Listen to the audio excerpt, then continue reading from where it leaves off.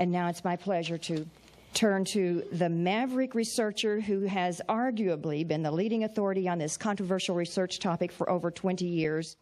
Mr. Hoagland's friendships and working relationships have included the late Carl Sagan, Gene Roddenberry, as well as Arthur C. Clarke.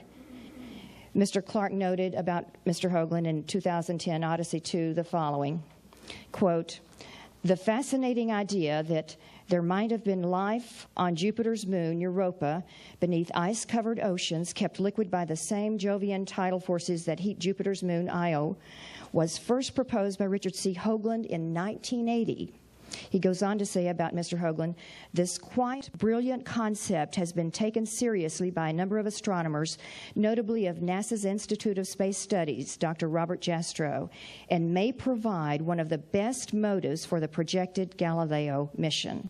Now, another guy who is not with us, but whose presence is very much felt, is this individual, Stanley V. McDaniel.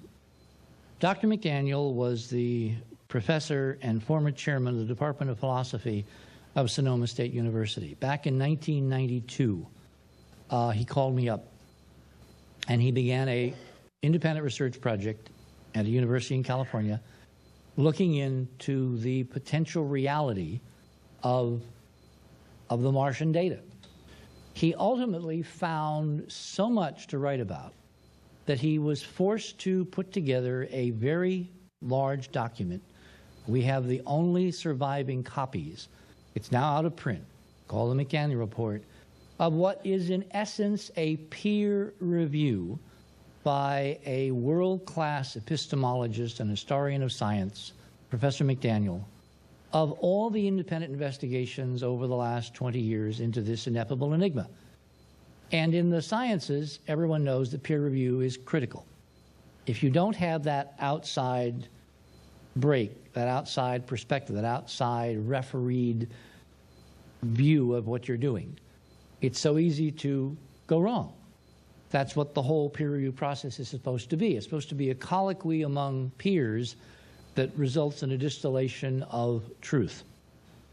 Well, Stan McDaniel represents to this investigation in all its many forms, conducted by all of the independent research community, from literally one ocean to the next and even overseas, that peer review. He came to this as a newborn babe. In his own words, he says some very seminal things. For instance, in his summary, this is how he characterized the role of NASA and the rest of us in assessing the reality of what's on Mars. Then he adds, however, during the 17 years, this was written in 1992-93, during the 17 years since the controversial landforms were discovered, 76, NASA has maintained steadfastly there is no credible evidence that any of the landforms may be artificial.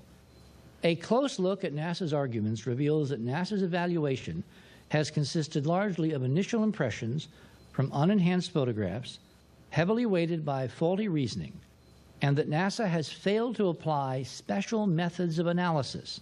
It has relied upon flawed reports. It has failed to attempt verification of the enhancements and measurements made by others, and it is focused exclusively on inappropriate methodology which ignores the importance of context. There remains no scientific basis for NASA's position regarding the Martian landforms. Now that is his summary after a year of independent work, which resulted in a document which was basically sent to NASA in 1993, and literally 3 days, well, I'll wait. I'll tell you what happened in a while.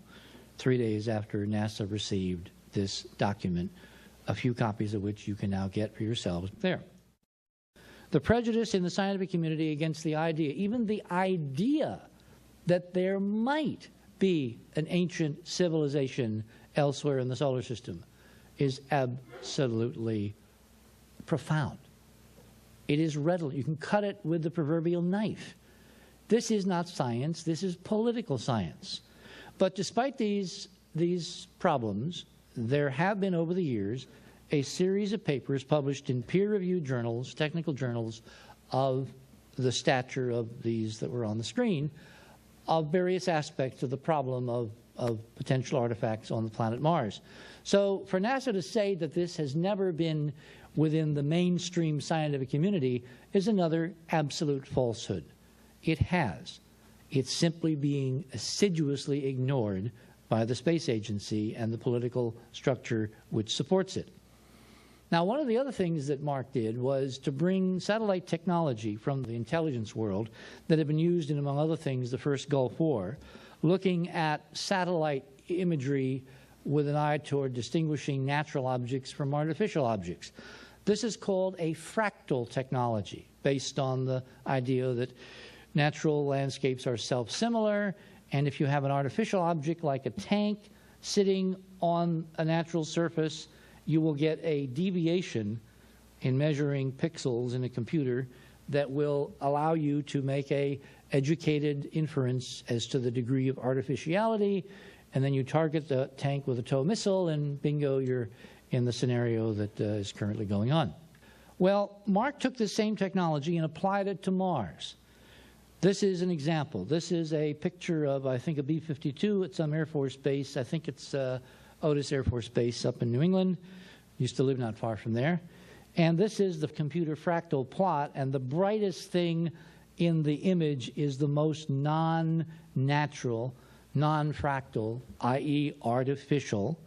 And when you apply this to the face on Mars, lo and behold, the face stands out as the most non-natural of any object down there, which back in 1992, when these results were published, caused me in that edition of Monuments to basically say that the face was not carved like Mount Rushmore, but in fact was probably made of artificial stuff. It was built. It was a construction. It was high technology, not simple sandstone or Mount Rushmore lying on the Cydonia Plain.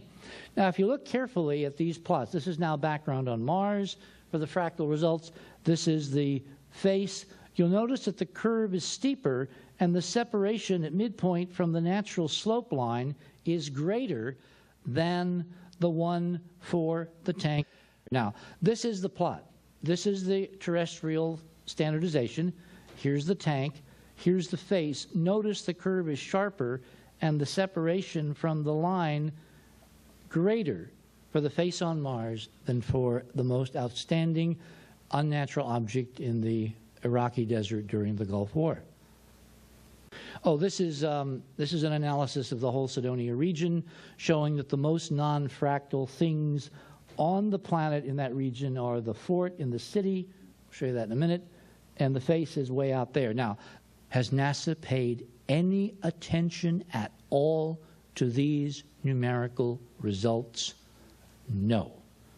Which brings us back to McDaniel, because he said, the use of enhancement imagery to compensate for inherent characteristics of satellite and spacecraft photography is standard. Methods of image cleanup, magnification, digital analog contrast control, photoclinometry, and fractal analysis used by the researchers are proven procedures based upon the most advanced technology. He's talking about us guys. The researchers who have developed this data are qualified and experienced professionals. That's McDaniel talking about Carlotto. Research results have been confirmed in several instances by cross-comparison between techniques and between different Viking frames. That's the fractal versus the visual imagery, etc. Geometric measurements at Cydonia, that's our stuff, have been carried out using orthographically rectified images obtained from NASA and the U.S. Geological Survey, and are based upon an official updated control grid. There is no reason to question the validity of the hard data within reasonable tolerances, which of course is exactly 180 degrees from what NASA says. He then goes on to say, as my study of the work done by the independent investigators and NASA's response to their research continued, I became aware not only of the relatively high quality of the independent research, but also of glaring mistakes in the arguments used by NASA to reject this research. With each new NASA document I encountered, I became more and more appalled by the impossibly bad quality of the reasoning used.